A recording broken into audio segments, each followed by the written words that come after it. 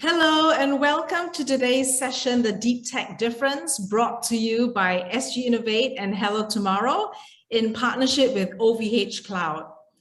My name is SzeKi Sim and I am the Executive Director of the Community and Brand team at SGInnovate. Just for those of you who don't know us, a very quick intro into SGInnovate.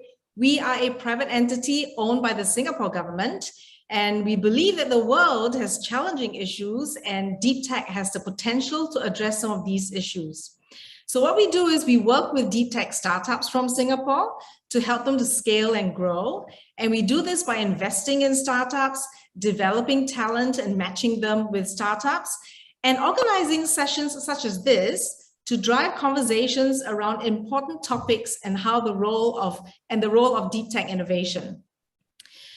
Since we've moved all our events online because of COVID, we have found that we get participants joining us from all over the world. So please tell us where you're joining us from using the chat function below. And I encourage you to take this time to connect with your fellow participants so that we can continue this conversation even after the session ends. Do engage with the panelists as well and take the opportunity to ask them questions because Ernest, the moderator, will certainly be addressing them. This event is co-organized with Hello Tomorrow, and it brought back very fond memories of how I first met Ernest, who heads Hello Tomorrow Asia Pacific back in 2017. At that stage, we were both at the start of our deep tech journey. SGInnovate was still very new, and I believe it was just before Ernest started working with Hello Tomorrow. Since then, we've worked very closely with Hello Tomorrow to fly the deep tech flag. So I do consider Hello Tomorrow to be one of our oldest partners.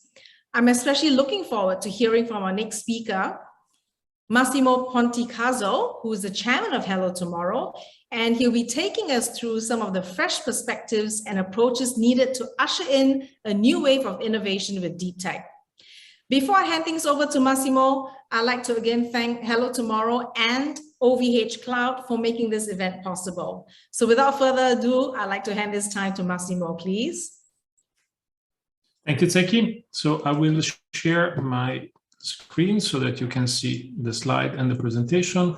So here we go. Good morning or good afternoon, everybody. It's a pleasure to be here and to be able to share and discuss with you what I really like to call the deep wave of innovation. And it's not just the pun on the word deep tech and deep wave, but the wave that is coming is really big. And I think it's really important to put it in context because as SzeKi was saying, a few years ago, people were not even knowing what deep tech is, and now there is everybody talking about deep tech. So what is deep tech after all? And before going into the description, I would like to set some context because what is really striking in this point in time is that we're living in a time in which innovation is coming from startups that was inconceivable time ago, or even private companies are doing things that states used to do in the past. So right now, the race to space is between Origin Blue and SpaceX, two private companies. It used to be between the US and Russia. So imagine this shift, how this is happening. How can private company have access to the technology to be able to put people in space, or even some aiming to go and colonize Mars? How is this possible? What is happening? Why this is happening now? And it's not only about space. If you look at their private companies that are working at creating nuclear fusion, which is something that in the past and still today is an endeavor that is funded with billions by state entities. So what is happening in this context? And I think that it's really important to go back and go to the start of it and understand how the different waves of innovation, and that's why this wave is really important to be understood. The first wave of innovation came with the first and the second industrial revolution. This is the point in time where basically the foundation of our current civilization was set. And this is when we had processes that are still in place today were developed, like Haber-Bosch, which is the process developed to produce ammonia, which is necessary to produce nitrogen for nitrogen fixation, so for a fertilizer. The Bessemer process to produce steel, those were all breakthrough innovation. We had electricity, radio, the internal combustion engine was developed then, and this was really what laid the foundation. After this foundation, there was a second wave that came starting around the Second World War, and the war triggered a lot of innovation. And we had the period of time between the 50s and the 80s where there was really the big corporate labs like Xerox PARC, the Bell Labs, but also NASA and IBM developing these big projects. This is the point in time where the state working with these big corporate labs develop plans and missions like the one that literally brought us to the moon. But this is also the point in time where we created the computer. This is the era of the creation of the computer. This wave started ebbing a little bit with end of the 70s, early 80s, because some regulatory changes, some change in the environment, and it gave birth to the third wave of innovation, which is the wave that building, each of these waves is building on the previous one. So with the third one, there was a shift of the funding of this innovation from corporate and state to venture capital being really one of the core driver of this innovation. This is the point in time that gave us Apple, Microsoft, but also Google, Facebook, but also Genentech. And this is, titans of venture capital like Sequoia or Kleiner Perkins that was really driving this kind of innovation. And this was really on the previous one. So the computer became of age in this space. We had biotech that became and created a certain set of blueprints for innovation that were mostly driven by the digital transformation that was happening, and also a lot was happening on the biotech side. What is happening today is that we are entering a new wave of innovation that is building on the previous three, but is fundamentally different. And this is where we really need to understand, and this is what many people start talking about, is what we call deep tech today, is this wave is combining and is bringing together bits and atoms. And the combination of the two, as we're going to see, is really creating a different wave of innovation. It's focused less on the digital and the biotech side, but is really about the bringing together the bits and the atoms. And it requires a different approach toward financing, like institutions like SGInnovate that were not thinkable 10, 15 years ago, that are entering into the place because it requires a different set of skill to be able to understand. So what are the characteristics of the company that are operating in this space? There are four key characteristics that we have seen. The first one is, as I said, is really, it's not only about software, it's about physical products, it's about bits and atoms. This is really important. The second point is that the level of complexity of what is happening now, when you start bringing bits and atoms together, the level of complexity increases significantly, and they operate within an overall ecosystem. So this is an important component. The other very important characteristic is that they are addressing fundamental issues. It's not about an optimization. It's not about coming up with the new business model, but it's about really solving fundamental problem. And as we're seeing, they're playing at the convergence of technology. And this is a very, very important point that we need to look at. So how this translate these four characteristics and this fourth wave, and what is really deep tech? So the first thing, which is really important, if there is one thing I want you to take away out of the conversation today, deep tech is not about technology. Technology are something different. And it's not about saying this technology is a deep technology or not. Deep tech is an approach toward innovation. The same way when Clayton was talking about innovator's dilemma, I was talking about disruptive technology, and then he moved away from talking about disruptive technology because it's the use of the technology that makes the technology disruptive or not. It's not the technology per se. The same is true for deep tech. So deep tech is an approach toward innovation, and this is really important. And how this approach toward innovation looks like, and how is this taking place, and what do you need to bring on? The first thing is to realize is that the core characteristic of deep tech today is that dramatically expands the option space. So if we have today, a current innovation is more incremental innovation. The standard innovation is 10% improvement. With deep tech, what we can move to is a place where we have a order of magnitude innovation, which is way more achievable. It's not let's say the average innovation, but is way more achievable than in the past. And what happens here is that this is because the option space becomes dramatically bigger than it used to be in the past. And this is happening basically. One big enabler is the fact that the barriers to innovation are dramatically decreasing because of the previous waves of innovation that we have been seeing. So the cost of computing is going down, the cost of doing things is going down, the accessibility, and the access to labs and so on and facilities is going dramatically up, so that in the past you need really a huge lab and millions before you can start a synthetic biology lab. Today, you can do it with much less. So barrier innovation going down, but the real core driver that is expanding this option space is a different one. The barriers to entrance are the key enabler, but the driving forces that are having these are two convergences that are happening today. And this is, if you are a deep tech startup, or if you want to operate in the space, you really need to bear in mind, how can I leverage these convergences? Because this is really what enables this new approach to innovation. The first one is a convergence of approaches. And what we're seeing is that we had in the past science on the one side. I call design as the science to solve problem. And we had engineering in the middle, and the three were kind of siloed. And what we're seeing is that the three are coming together. We're bringing together the problem with the science, and we're connecting the two with engineering. So what successful deep tech startups do, they bring the three disciplines together in one place. And you have founders that are scientists, you have founders that have a background in engineering, they understand the overall package to be able to solve it. Because if you bring them together from the very beginning, you can look at things in a different way and come out with solutions that otherwise wouldn't be possible. So this is one of the big driving forces. The second one is a very fundamental piece that is happening, which is the convergence of technology. We have been knowing for years that technology and the combinatorial power of technology is very big. But what is happening now is something slightly different. What is happening today is that those technologies are converging. And when those are coming together, this is really when this option space explodes.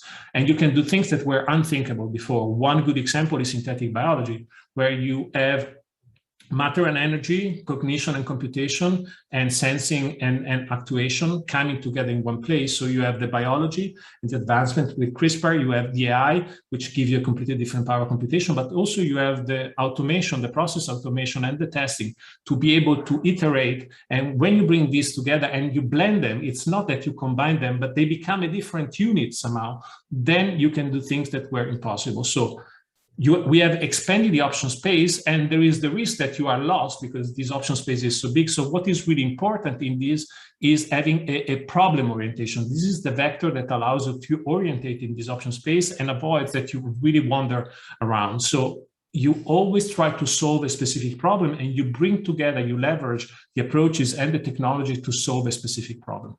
If you want, this is the essence of what deep tech and approach toward innovation, but there is a very, very, very important core point that is missing in all of this, because it's not only that we are expanding the option space and making things possible that seemed impossible before as an average, as a default option, and not as the random option that happens once in a while. But what is happening is that the speed at which this is happening is dramatically increasing. And we have an expansion of the option space, but at the same time, we have a collapsing of the time to get to this new solution. And why is this possible? Because there is an application of the engineering cycle of design, build, test, learn. And when you have this cycle and you have this problem orientation and you go through this cycle, because of the advancement in the technology and because of the different characteristic of each of these steps, then the time is compressing dramatically and allows you to achieve things in 2 years that before had taken 20 years. And if you do this again and again, the time continues compressing. So the speed at which advancements are happening continues to increase, and this is what is making this even more powerful. So it's not a static expansion, but it's a continuous expansion of option and compressing of time. And why is this the case? Because we have generative AI to work on the design side. So we generate more options. We can quickly build and test, generate data. We learn through computation, and we can generate better solution and go through this cycle faster and faster and get to solutions that were not possible before and not thinkable before. So if you're really thinking about what is deep tech, this is what deep tech is. It's a different approach of innovation that brings together approaches that has a convergence of technology and is leveraging the power of the DBTL cycle to compress times.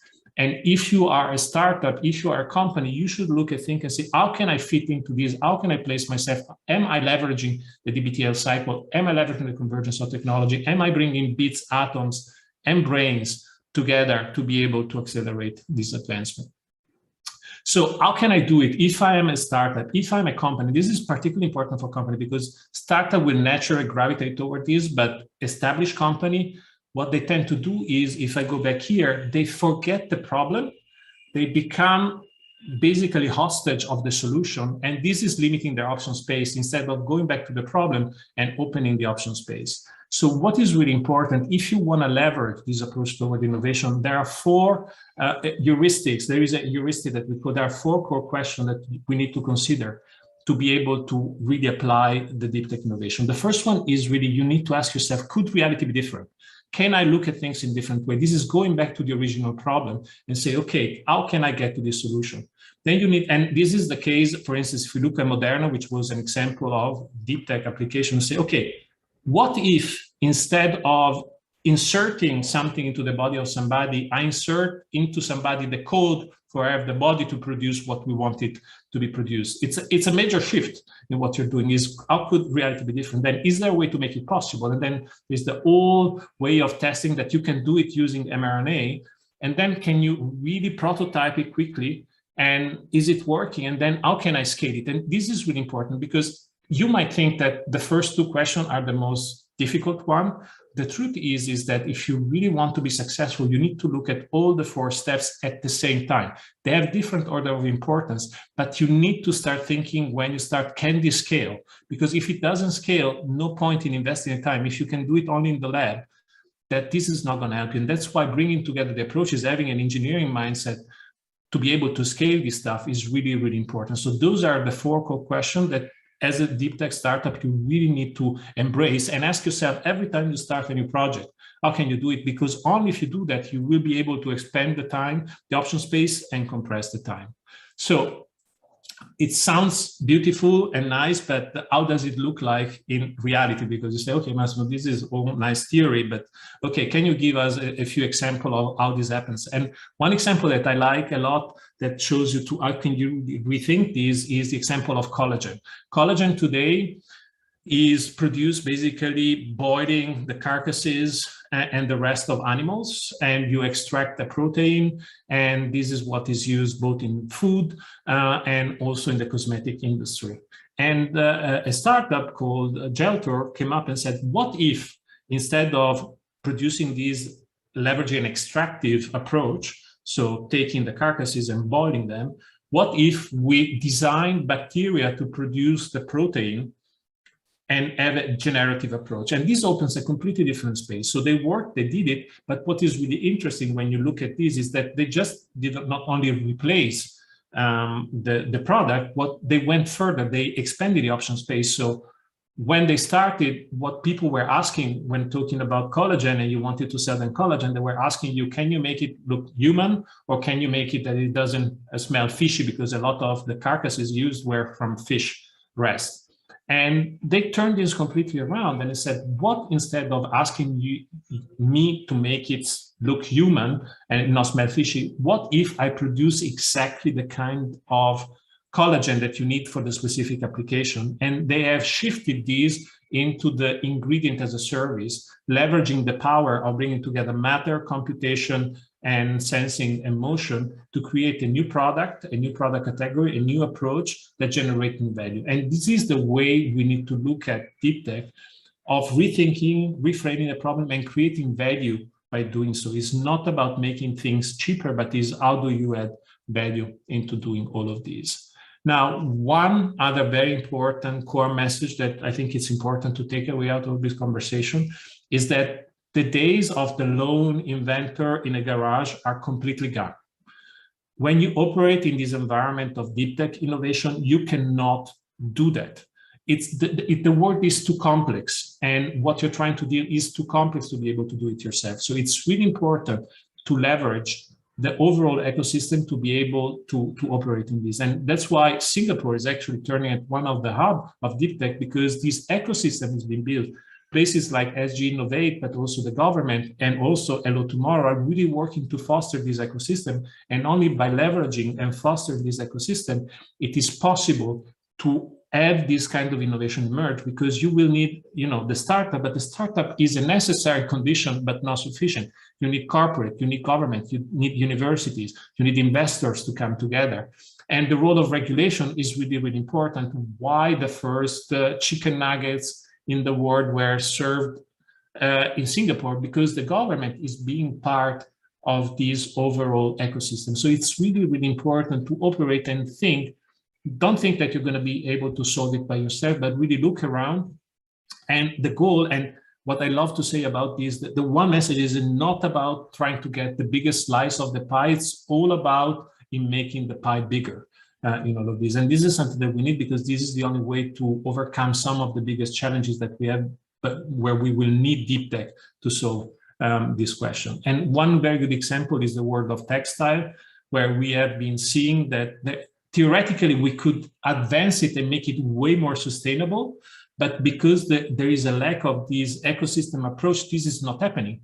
And what is happening is that every player is trying to get exclusivity on specific new material, new processes. They don't get the scale, they don't get the cost. So it really requires a very different approach to be able to scale and implement at systemic level this kind of innovation. And an industry like the textile one would really, really need it because it's a big polluter and create a lot of sustainability issue. So to summarize, there is a big, deep wave of innovation which is ahead of us, and we need this expanded option space and this collapsing time to get to solution, because we have a lot of pressing issues that we need to solve.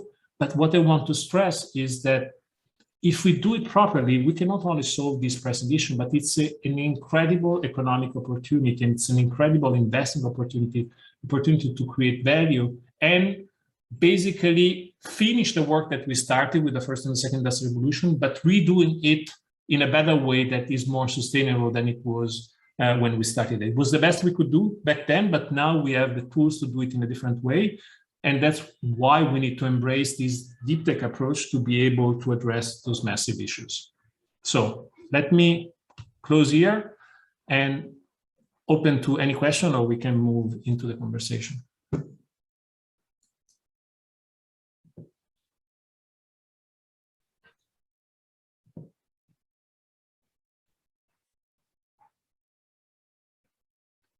Ernest, I'm done with the presentation. So thank you, Massimo.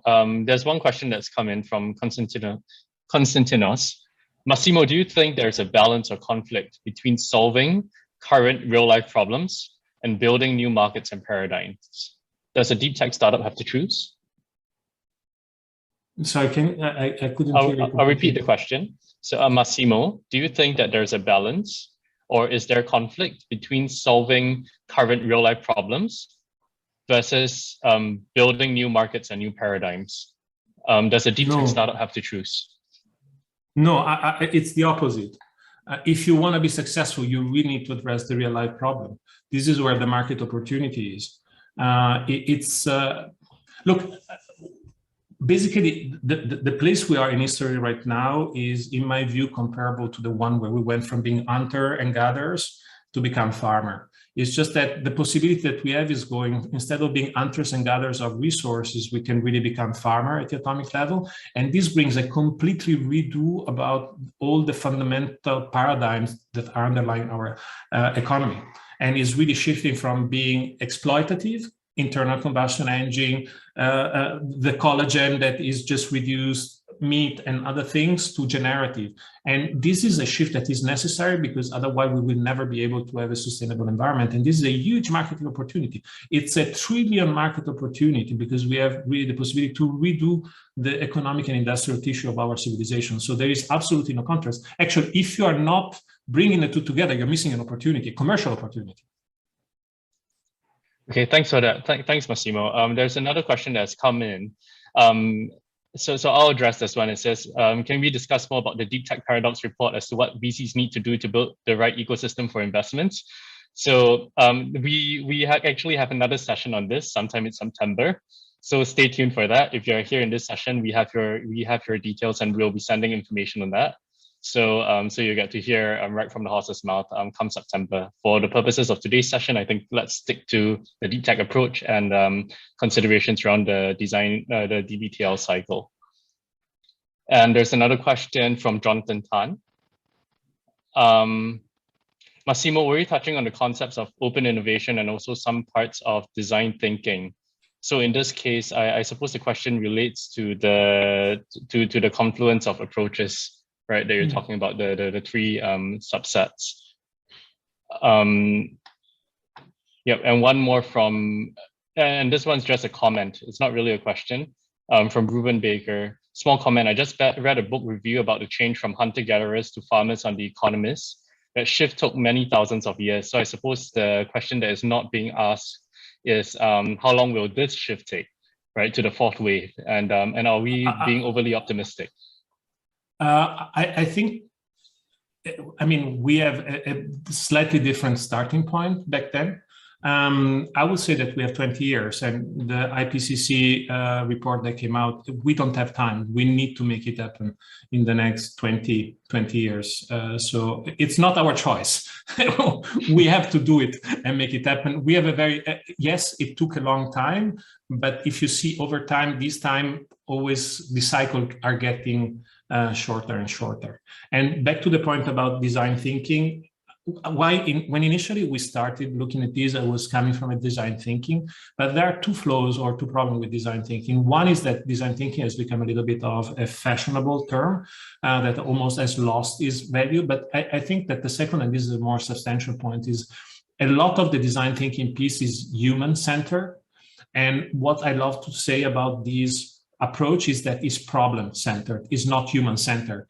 Actually, we are in this situation because we've been a little bit too human-centered and not look at the problem. So I think you really need to have a broader view at this and really focus on the problems that we have, of which the human component is one, but not the only one. And that's why we shifted it from design to really problem focus. Okay, thanks for that, Massimo. If you have any more questions as the session goes on, please do know that there will be another opportunity towards the end after the panelist session where we will be addressing your questions as well. But just to clarify, Massimo, will you be with us for the next half an hour? Yeah, sure. Okay, so yeah, so you still can address your questions to Massimo after you've had some time to digest the thoughts. I know what he's shared has been a bit chunky and meaty and probably requires a bit of internal mastication to make the most of. So with that, thank you so much, Massimo, for sharing of your time and your thoughts here today. By way of introduction, my name is Ernest. I help run Hello Tomorrow here in Asia Pacific.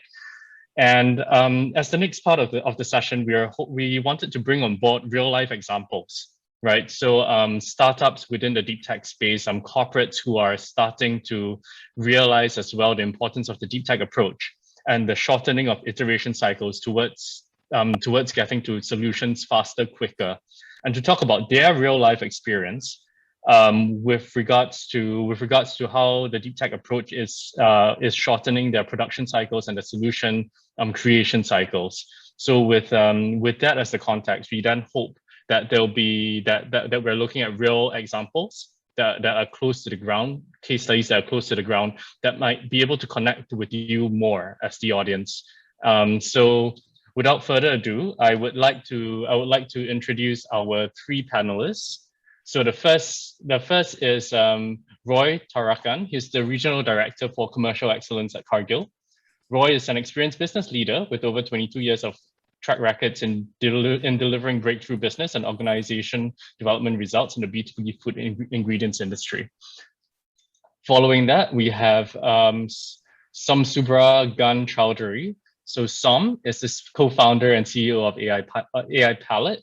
And AI Palette and Cargill have been working very closely together in the spirit of open innovation and in the spirit of speeding up solution identification cycles as well. So AI Palette is a Singapore-based AI startup backed by the government of Singapore and investors from both Silicon Valley and Europe. Using AI, predictive analytics, and image recognition, AI Palette helps its customers craft and launch new products by spotting and analyzing emerging consumer trends. So last but not least, we have Arun Narayanaswamy, who is the co-founder and head of products at SmartHub.ai, a startup that is very new and came into existence only during the COVID pandemic, but it's grown rapidly since then. SmartHub.ai helps organizations around the world leverage Edge and IoT to reinvent themselves and thrive in an ever-changing world. So I'm going to ask the three gentlemen to introduce themselves briefly and briefly introduce the work that you do and about how your work coincides with the deep tech approach that has just been shared by Massimo as well. If we can start perhaps with Som. Yeah.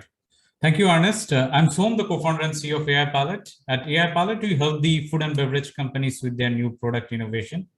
For example, if a beverage company wants to launch a juice in a market like Thailand, our platform will help them understand what kind of juice they should launch next. And to do that, we use AI and machine learning. We are on a mission to solve some of the hardest problems in the natural language processing domain in a multilingual setting for our customers. And I've been in the industry for 10 years. And one of the challenges that we always had is like the success of new products launched in the F&B industry is only 10 to 15%. And we were not able to solve the problem until AI as a field started emerging. And we had huge amount of data and using that data and the latest NLP techniques, we are now able to identify and predict what the consumers are going to launch next, and thus help our customers to create consumer-winning products. Thank you, Som. Perhaps if I can invite Arun to take the stage. Hey, everybody. Good afternoon. Arun Narayanaswamy. I am co-founder and head of products at SmartHub.ai. So we are a edge and IoT company, where edge means everything that's outside the cloud or the data center. And we leverage this as the core, and we work with all the 5G, AI, robotics, and augmented reality. So these are the other technologies that we bring together. This is where this convergence brings a lot of new innovation, and I'm very excited to talk about that. So I'm based out of Bangalore, India, and very happy to be in this audience. Thank you, Arun. And we can go to Roy now, please. Thank you, Ernest. Very happy to be part of this panel today. My name is Roy Tharakan. I'm based here in Singapore, and I work for Cargill. So I lead the commercial excellence effort for our food ingredient business in Asia Pacific. And my team works on how do we modernize our commercial activities to give the best customer experience. And that involves people, process, and technology. And today, listening to Massimo, I can say in the areas where we want to modernize or really make a big difference to our customers, possibilities are unlimited with the deep tech approach. And I'll talk about some of our experience in working with AI as a tool in the coming year as we progress. Thank you, Roy. And since you ended it off with a thought on how the opportunities with the deep tech approach are limitless, perhaps if we can get you to share with our audience today some of the most exciting emerging innovations and problems that you believe can be solved, in your current portfolio or in your industry through this approach. Yeah. So thank you for that. As I said, possibilities are unlimited. As Cargill, as an organization, I'll step back to talk about overall Cargill. I mean, looking at bringing that science and engineering and design together, we can, in the space we operate, which is the whole agriculture, the food ingredients, the risk management solutions, and the animal nutrition, it's a wide space where we could bring the different technologies together and really run for big innovation. Yeah. So, and I must say that some of the things which were, when I started my career, looked like fictional or something very aspirational, seems to be now quite real and possible. And that's what we have seen when we put all these technologies together. So for Cargill today, we are having three different approaches in the way we actually transform or innovate our organization. So looking at one is the space of digitalizing or modernizing our own core business, looking at how to drive efficiency, build costs down, optimize, and that's the space. And we can talk about smart manufacturing and all those stuff that would actually make us better as an organization. So those innovations are quite internal. The other area is to really focus externally, where we talk about technology to change the customer experience. Everything that can make a difference to customer, whether it is right from prospecting, pre-sales to post-sales with our customer, how do we help them to win in their marketplace and launch or come up with products that would make them succeed. So that is one other area which we do. And there are a number of tools, technologies, products we are working on to really make a difference. And remember, when we talk about Cargill, it is not about manufacturers like big companies who are our customers, but farmers are our customers, retailers are our customers, a plant breeder could be our customer. So it's a huge space where we operate in. And so we'll work on a diverse solutions for making a difference to them. The other area where we work in Cargill is to look at the whole digital or the technology as a business itself. So we have our in-house incubators, business accelerator, where we work on solutions that may not be directly relevant to Cargill or for Cargill, but also for a wide-based planet as such, or outside world, wherever we can make a difference. And there are many examples come to our, you could see that in our site. A couple of examples would be talking about Digital Sati, where we are actually working on a tool for farmers and making, differences to their livelihood in India in terms of helping them with data analytics and a lot of support. So these are three areas where Cargill is working on, using technology, bringing science and engineering together to make a difference to us as well as to the rest of the planet. Thank you, Roy.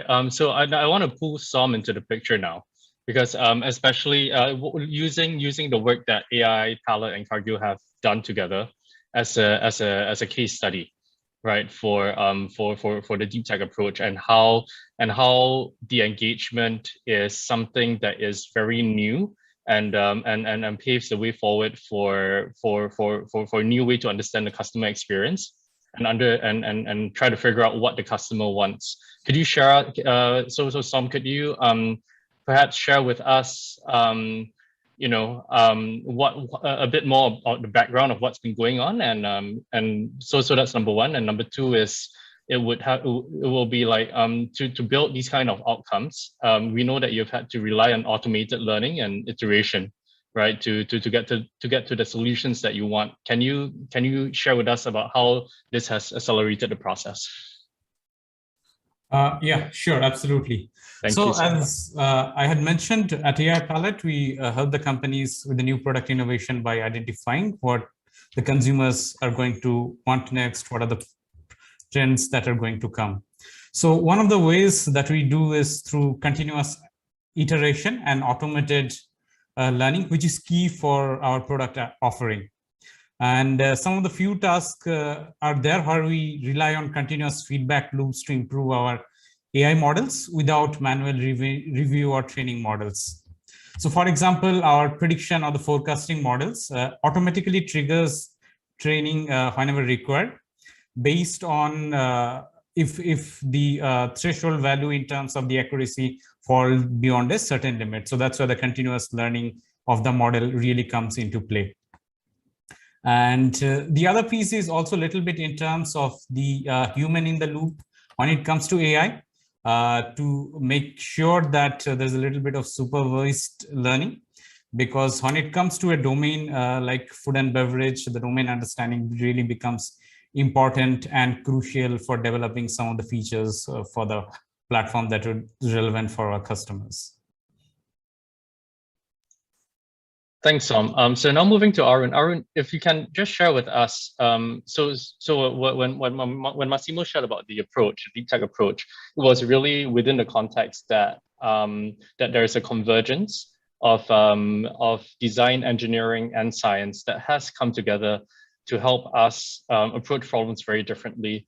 On with regards to the work that you do at SmartHub.ai, what have been some of the technological and infrastructural advancements that have started to exist, which allow you to do what you're doing today in SmartHub.ai, right, and create competitive advantages in the industry that you're operating in?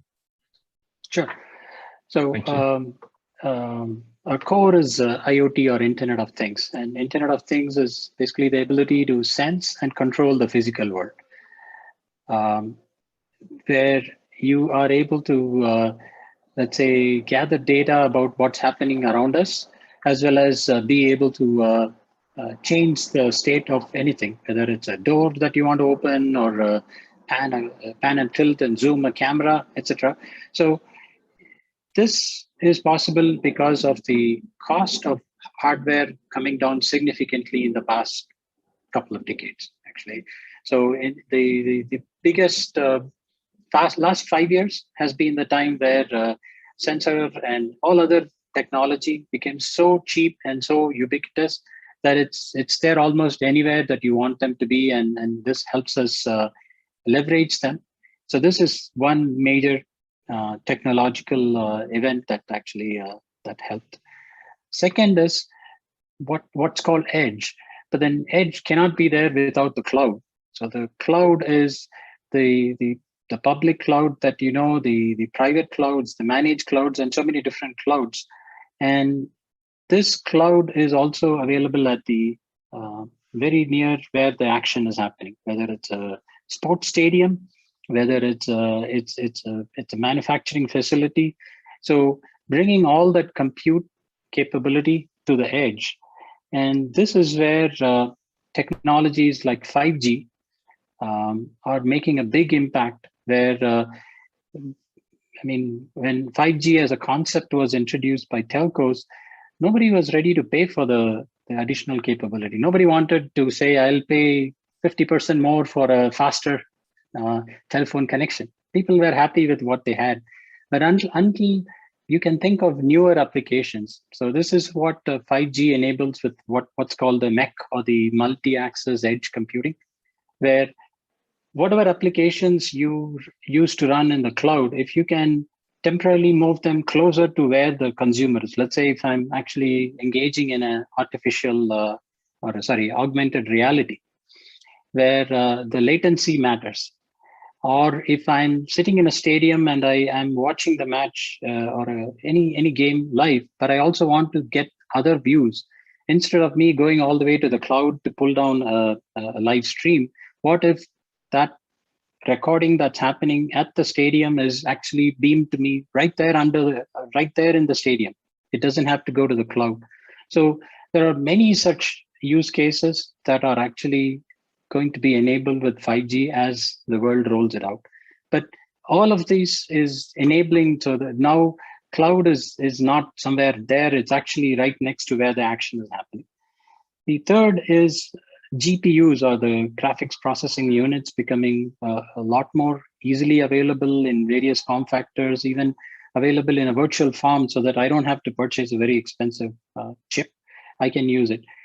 All of these are coming together, and for an example of where this is something that we leverage is if I am at a let's say an oil and gas processing facility, and I'm looking at this complex machinery, and as somebody who's responsible for monitoring the health of everything and safety of all the what's happening there, all I have to do is take my tablet and point it at what I'm seeing, and with the augmented reality, each of the machinery there overlaid on that, I can see the key parameters of that machine. I can see what issues are happening inside the machine overlaid on it. I can get historical data to see that how's this machine been performing in the last week, in the last day, etc. So this gives me right there, I can look at it, I can take an action. And some of this with 5G and edge computing, a lot of this has to happen right there. The real-time nature of all of this is very important, so that when I do something, I try jiggling a particular control, I want to see the effect of that right now. I don't want to wait for 2 minutes for it to kind of get processed, go to the cloud, and come back onto my tablet.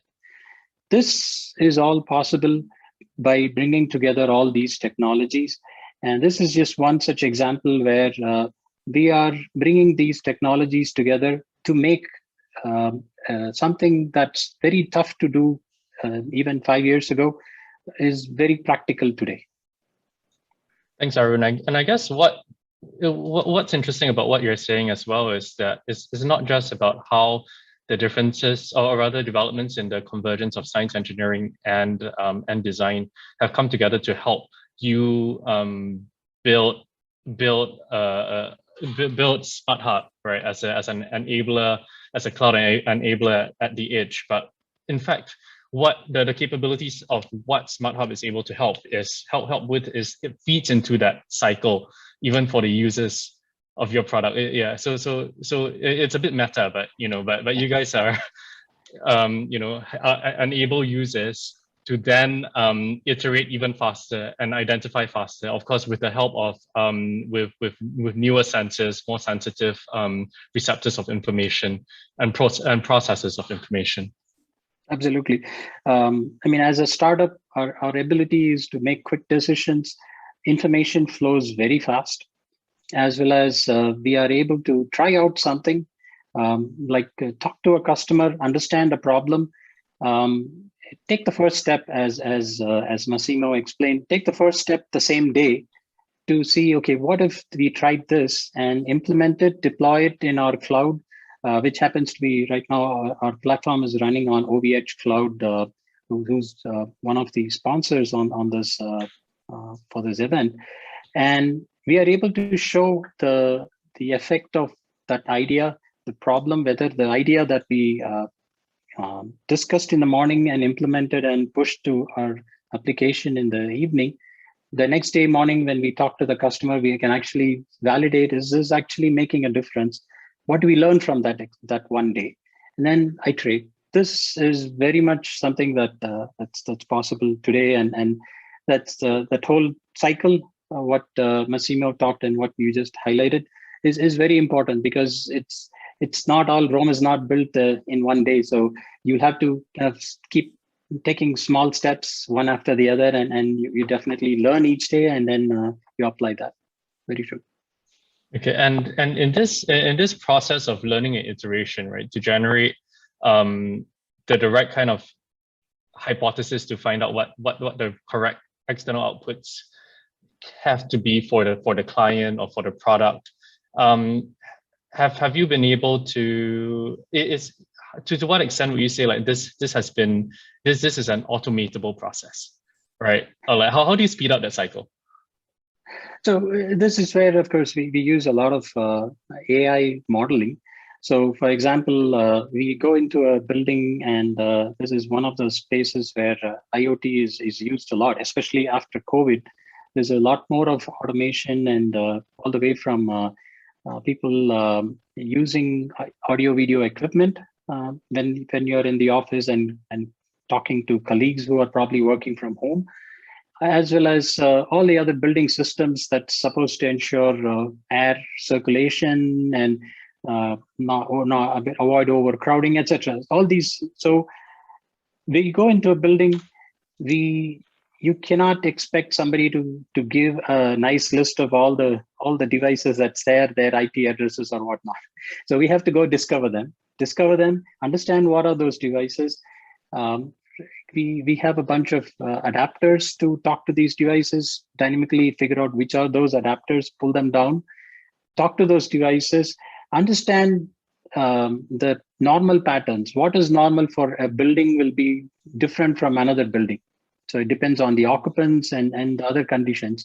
So determine what is normal for that environment, then determine what is automatically start determining what is an anomaly, what is something.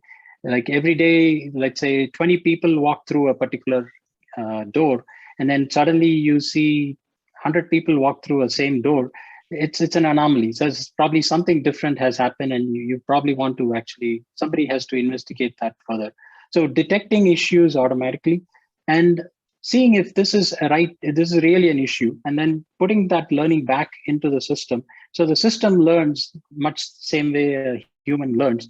This within a week or 2 weeks, you actually get to have a system that understands the usage of the building, the occupants, what their preferences are, etc., etc. So it's like a friend who actually gets accustomed to you, and then your best friend knows everything. You don't have to say anything; it just happens, right? So it's something to that effect. Yes. Thank you, so Arun. that learning is very important. Yeah. Thank you for sharing on those things. So I want to circle back to Roy now. As a representative of a large corporate that deals with very different types of dynamics compared to a startup. So when we look at the convergence of these technologies or these different sectors, and how it's speeding up cycles, has this changed the organization's approach to R&D and to its consideration of external innovations and how it chooses to work with external innovation? So I'm hoping that we might be able to find some insights for both the corporate SME members of audience here today, as well as the startups who might be looking at collaboration models with Cargill. For sure, Ernest, things have changed significantly. And I would say, as a company of almost 160 years, there was a time when we would actually do things ourselves internally in our pace. But now, the world is changing so rapidly that we cannot do everything by ourselves. And that's where in the recent past, we can see we collaborate, because we realize that, with our standard SOPs being that, using size to an advantage has its, positives as well as some of the challenges. And hence, we want, whenever now in innovation, we are using more and more startups who can help us with technology solutions very quickly. And so that we can be agile, we can be cost effective, we can be much more accurate for our customers. And that's where we, one of the examples in the R&D space we worked was with AI Palette, because some time back, it was our aspiration, if we could give solutions to our customers, say the Nestle's or the Mondelez of the world, to produce, to launch products which will be very successful and which would be liked by their customers. Now, to do that, we need to get these consumer insights. And the traditional way was going to the market, doing consumer research, and it would take the whole product life cycle would take 2 years to launch a product, which is now not workable at all with the pace of life. And that's where we looked at, working with AI Palette on really looking at how we can use the social media data, where today consumers express their choices, their preferences so easily in the social media, use it, incorporate that in our innovation, in the solutions we develop for our customers. And that has really made things much faster. So now it is cost effective, it is much more faster. The chances of failures are minimized. Of course, we need to do a blend of what comes out of the data and maybe a validation, but still the whole product life cycle has reduced significantly. And then we are able to actually make our customers win in their marketplace. So, and that's what we have done actually with AI Palette, and we are very positive in terms of the way we are using the whole AI algorithm or the predictive analytics to predict the future trends. And also, and not only looking at some of the data, but millions of data points on a real-time basis, and then co-develop with our customers, be much more proactive in our approach with our customers. So that Thanks, is Roy. yeah. Okay, yeah, sorry for interrupting, but thank you. And I guess on to a question that came in, and Andre seems especially interested in what are the key reasons for the fruitful collaboration between Cargill and AI Palette. So I'll leave this open to both Roy and Som. And I guess the unspoken question here is what lessons are there, right? That have emerged from the collaboration model between the both of you that others can learn from. Yeah, I can go first from the startup point of view. So few key things made it really fruitful. So the first and foremost was being open to a new way of doing things. So what AI Palette is doing is one of its kind, and we are the pioneer in this particular space. So for a corporate who is one of the key players in the ecosystem for deep tech, as Massimo mentioned earlier, so here the corporate was really open in terms of what we are trying to do. B, they were also ready to invest in learning and understanding the new technology, how they can use. And when I say investment, it's not in terms of the money, but also in terms of the time they spent to learn how they can use AI to understand the consumers better. And finally, also giving the right feedback so that we can circulate back, improve our models, improve our algorithm, and build it in a way which makes it much more useful to Cargill. So those are the three of the key requisites for a key successful collaboration with a corporate. So adding on to what Som mentioned, and I partially answered it, but for us, it was speed. It was about being more proactive with our customer. It was about understanding the needs of our customers, consumers. So that's where we realized that, as a large organization, we probably do not have all that capability or the expertise needed, and developing that internally will take very long time. So that's where we said we need to collaborate. And when we looked around, we found AI Palette to be building that expertise, the specialization around using predictive analytics or AI as a tool to help us to innovate with our food customers. And working with with the AI, AI Palette was very interesting. In fact, though we were not ready internally fully to understand, it was, but then with a little bit of change management effort, and also once we saw the benefit, I think that's what the whole team got much more engaged and willing to look at it.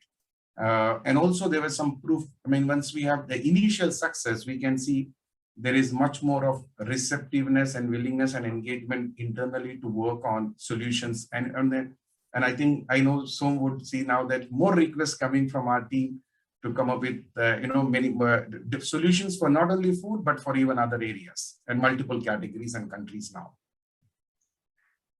Thank you both.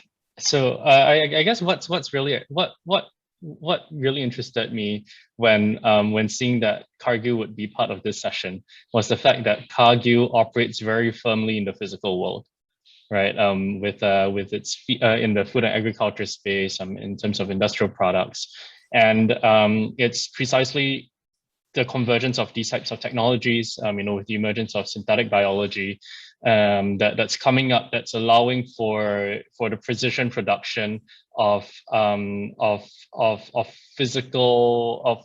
things with physical attributes that are very specific, that are much needed in the world, and the change of how and the potential for change in terms of how these things are produced.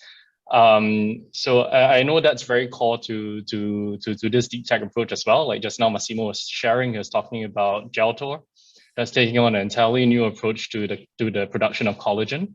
So to circle back again to Andre's question, I would like to direct this question to Massimo, who is our established thought leader here. Which industries do you find ready today to embark on this deep tech approach?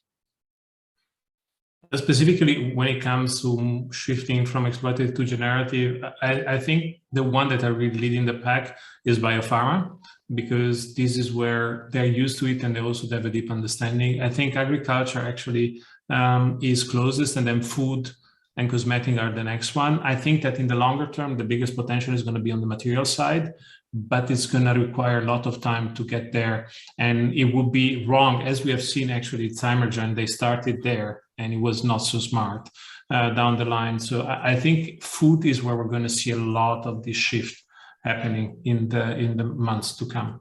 I'm talking months. It was not a mistake. I was not saying years. In the months to come, there is a lot of building in that space. But agriculture is also a nice place where you see the convergence of data, sensing, computation, matter. These are the places where I think a lot is going to happen. Thanks, Massimo.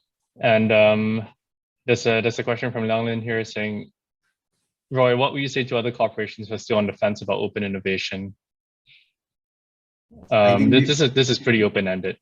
Yeah, I would say yeah. definitely, collaborate. That's the only way to go, and be open-minded to work. I mean, if we can't do everything alone by ourselves, that approach doesn't work.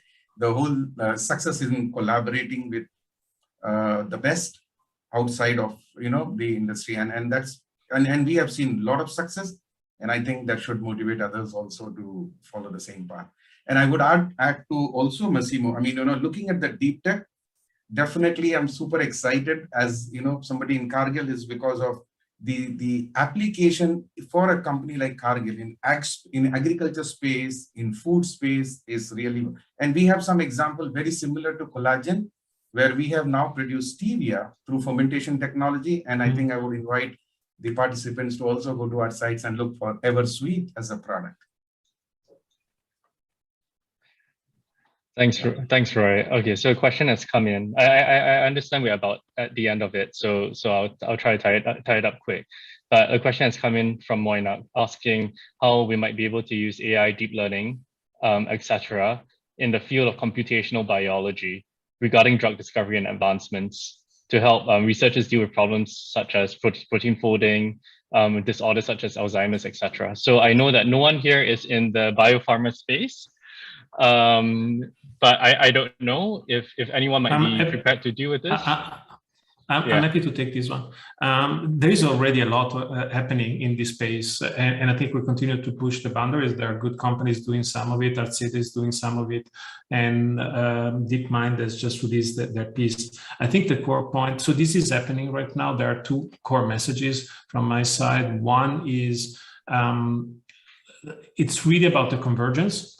And you really need to bring biological intelligence with artificial intelligence together and blend them. It's not about combining them, but you really need to have the deep understanding. You cannot brute force your way through. You cannot, or you can do it, but it's not the right approach. It's just about really bringing it down to this. And then I think that some of the advancements that are going to happen on the technology side, on the computation side, are going to really bring this one level up in terms of what is possible, be it on the algorithm side, but being also once quantum computing is available, then we will possibly be able, it will be possible to simulate cells and doing things like that, which right now are not doable from a pure computational power point of view.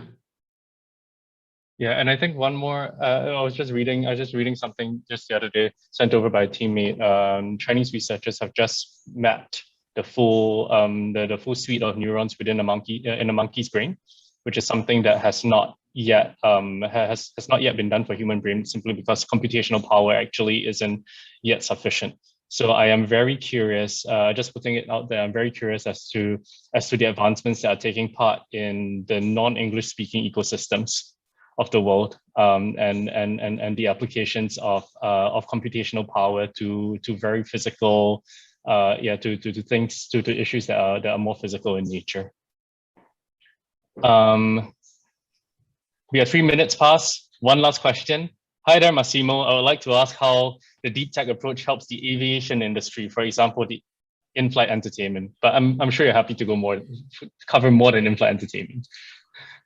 This is one place where you're seeing all the advancement happening, the shift toward electrical. The matter part is about battery storage, energy consumption, materials for these, the whole computation. So this is a very good place where the deep tech approach is happening beyond the entertainment on board. I think as good as it is, I think that the real thing is really changing the materials, the components, and also even the propulsion that is possible. So there are people that are really looking at that. So it's really good place where we're seeing a lot of it. Okay, thank you so much for that. So I would like to take this opportunity to just summarize some few key points and takeaways from the session. I guess the first is that when looking at developing solutions, we need to consider very carefully the latest that's coming up through the convergence of design, engineering, and science, and exploring the possibilities that are there. But the work that's going on there has to be very specifically factored towards large real problems that are on the ground. and we shouldn't get lost in the sea of optionality that these new solutions present to us. And one of the ways to go about doing this is to find to vector ourselves towards the right problem. And finding solutions to this problem is to find ways to automate the feedback cycles and iterate as quickly as we can using the latest developments, especially computationally, to help us achieve the results that we need. So with that, I would like to thank all of our panelists, Massimo, Arun, Som, and Roy, for their time today. Thank you so much. The four of you have been so generous with your time and your thoughts. And I want to thank the audience as well for taking the time to be here with us today. We are here for any questions. After this, you know how to reach the organizers. And I would like to pass the time back to Jody from SGInnovate to close us off. Thank you so much, Ernest, and I totally echo everything that he has said in terms of summarizing our discussion points for the session, as well as thanking all of the panelists. Thank you to Massimo for your sharing of the report. Thank you for Ernest for the moderation, and for Roy, Arun, and Som for joining us as well. It was definitely very interesting to hear the examples of your deep tech use cases, as well as understanding the convergence of technologies and sectors and how we can help to speed up innovation. So for our attendees, thank you for tuning in. And even though we're slightly behind time, I hope that you enjoyed the session as well. As Ernest mentioned, please keep a lookout for the rest of our activities from SGInnovate as well as Hello Tomorrow. And also please keep a lookout for our post-event EDM, which will include the reports from Massimo's sharing, as well as our post-event recording of the session. We do hope to see you again at the rest of our future events, and please have a great day ahead wherever you're tuning in from. And we hope to see you soon again. Thank you so much. Goodbye. Thank you.